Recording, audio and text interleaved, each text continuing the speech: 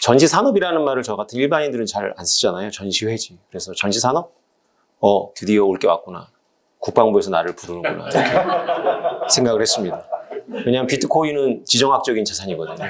그래서 드디어 내가 먹히는구나 했는데 산업통상부에서 산업통상 같이 하는구나 생각을 했습니다. 제가 한자 세대인데도 불구하고 이렇게 전시산업이라는 말에 무식합니다. 죄송합니다. 제가 생각했던 전시회가 아니더라고요. 이 전시산업이라고 불러야 되는 이유를 제가 이해를 했고요. 제 나름대로 재정의를 해보니까 무역 플랫폼이라고 볼 수 있겠더라고요. 원래 제가 지금 공부하고 있는 스마트 콘트랙이 이더리움이라고 여러분 아시죠? 이더리움이 지향하는 게 바로 뭐냐면 무역, 금융, 그 다음에 온라인 복합망입니다.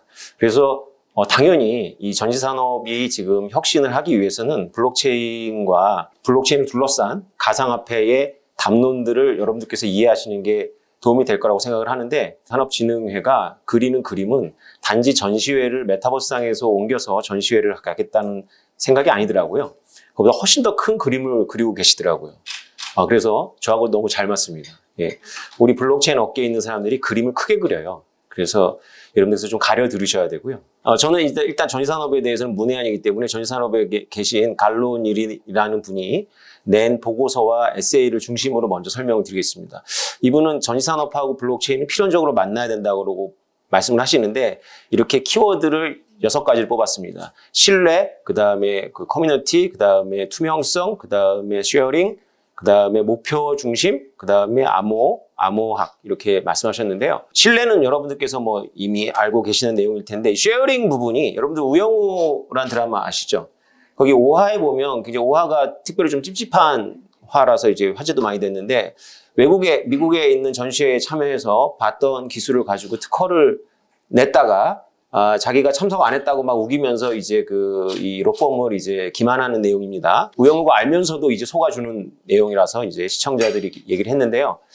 이런 전시회가 이제 어떤 기술을 나눌 때 여러분들께 먼저 일단 미래의 그림을 그려보면, 그런 문제가 이제 블록체인하고 결합되면 어떻게 되냐면, 당연히 블록체인하고 별 상관없이도 해결이 되지만, 예를 들어서 RFID 같은 것들이 이제 명찰에 폐찰에 있어서 어떤 전시 코너를 이렇게 오랫동안 머물렀다면 그것이 기록이 되겠죠. 근데 이제 이것이 블록체인하고 결합되면 어떤 이제 이로움이 있냐면, 이 정보가 옛날에는 중앙이 다 소유를 했습니다. 그래서 중앙이 소유를 하니까 만약에 한국의 법원이 그걸 의뢰하려면 여러 가지 그 협약을 거쳐야 되는데, 만약에 그 정보를 그 업체가 가지고 있다면 업체가 그거를 열어줄 수가 있죠. 그래서 한국의 업체가 자신의 전시 코너에서 몇 년도에 얼마만큼 머물렀었다라는 기록이 투명하게 공개가 될 겁니다. 그러면 이제 그 우영우에서 나왔던 그런 시비가 로펌을 갈 필요가 없는 거죠. 로펌을 가더라도 간단하게 끝나는 거고요. 전시 산업이라는 게 이렇게 정보를 고려하는 건데, 이 갈리니 이분은 이제 이걸 강조하세요. 수요자와 공급자를 만나게 하는 것이 아주 전시 산업의 분명한 목표다. 사실은 이 페이지만 가지고도 1시간 강의를 해야 될 정도로 여기에 결론이 다 있다고 저는 보는데요. 그럼 블록체인하고 도대체 어떤 상관이 있느냐? 블록체인이 스마트 콘트랙의 기반 기술이기 때문에 전시회를 하고 있는 동안과 전시회를 하고 나서의 이후에까지도 어떤 계약의 내용이나 이런 것들을 변경할 수가 있습니다. 그러면 이제 전시회를 이렇게 주최하신 여러분들 같은 경우에는 전시회를 좀 더 매력적으로 만들 수가 있겠죠. 그런 방법들이 이제 저보다 뛰어난 이제 기획자들께서 찾아갈 수는 있지만, 블록체인이 그걸 가능하게 하는 기술입니다. 근데 이제 저는 유전자 회사의 부사장으로 가서 잠시 유전자와 블록체인의 결합을 고민했었는데요. 그 유전체 업체하고 좀 비슷하다는 느낌을 제가 받았습니다. 그러니까 유전체학, 그러면 여러분들 이런 생각하시죠. 암을 조기에 발견한다거나, 그 다음에 자신의 수명을 예측한다거나, 알츠하이머 걸릴 것인가, 이런 거 고민하시잖아요. 박사님들이 전부 그런 고민만 하시는데 그 사업이 전부 안 되는 사업입니다. 왜냐하면 규제가 너무 심해요. 이 블록체인이나 메타버스랑 관련해가지고 여러분들이 잃어버리면 안 되는 키워드가 바로 엔터테인먼트입니다. 그래서 이 블록체인이나 메타버스를 고민할 때 엔터테인먼트를 빼먹으면 좀 지루해집니다. 무거워지고. 너무 이게 테크닉 기술적으로 가는 거죠. 어차피 플랫폼이건 아니면 가상현실에서 어떤 플랫폼이건 결국은 사람들이 모여야 되는 것이고, 사람들이 모이려면 어떤 엔터테인먼트적인 요소가 있어야 됩니다. 그게 그냥 웃기고 개그라고 이런 엔터테인먼트도 있지만 보람이 있어야 되겠죠. 그래서 요새 나오는 게임 업계의 이제 하도가 게임을 하면서 돈을 번다는 거잖아요. 그 돈의 액수가 크고 작고 이런 것들이 중요한 것이 아니라 자기가 뭔가 이렇게 몰두를 하면 그것이 빌드업되고 이런 것에서 어떤 재미와 보람을 느끼는 거거든요. 그래서 여러분들께서는 이 갈리니 이분이 말씀하신 이 6가지 키워드를 이미 알고 계시겠지만 여기에 엔터테인먼트를 좀 고려하면서 저의 발표를 들으시면 도움이 될 것 같습니다. 제가 여러분 비트코인 폭락한 건 아시죠? 제가 여기는 저를 비트코인 때문에 부르신 게 아니기 때문에 묻지 않겠지만 5월 달에 이제 폭락을 했습니다. 근데 제가 8년 동안 받은 질문은 이제 결국 제가 이렇게 아무리 거창한 발표를 해도 끝에 나오는 질문은 지금 사야 되느냐 이렇게 물어보시는데요. 미리 말씀을 드리지만 비트코인은 늘 사야 됩니다. 네.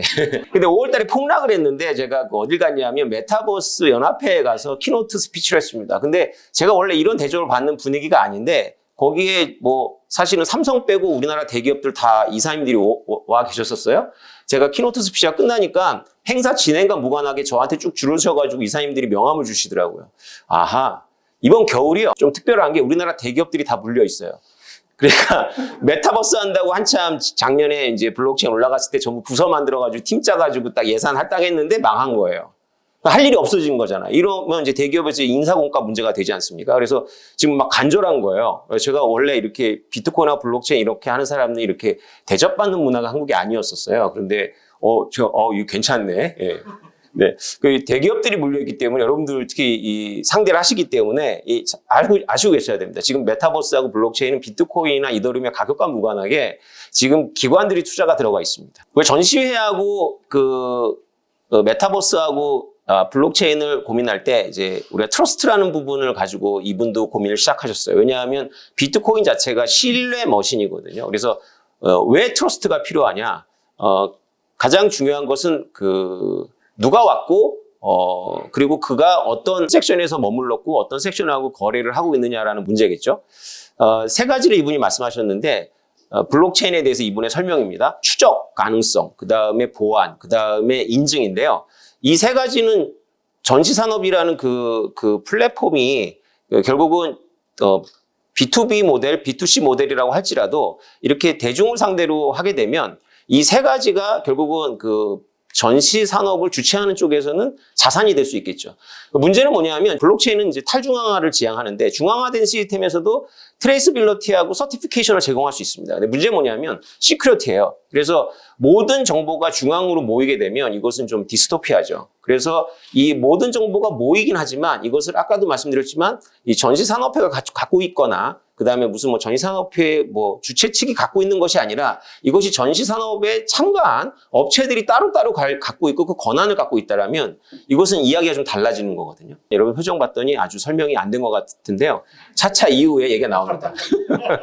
이분의 아이디어는 뭐냐면 아이디, 우리가 이제 전시산업회에 들어갈 때 그 아이디를 이제 블록체인과 연결해서 아까 RFID 기술이라든가 이런 여러 가지 센서 기술과 결합해서 전시회 안에서의 행적을 전부 이렇게 기록을 하고 그것들을 이제 계속 전시회가 끝난 이후에도 이제 남기면 이분이 이제 얘기는 안 하셨지만 전시회가 끝난 다음에 거래가 일어났을 때 스마트폰 출력이 있다면 이것이 전시회를 통해서 만들어진 트레이드인지 전시회랑 무관하게 만들어진 트레이드인지를 알아서 전시회가 이제 좀 더 많은 돈을 지불할 수 있겠죠.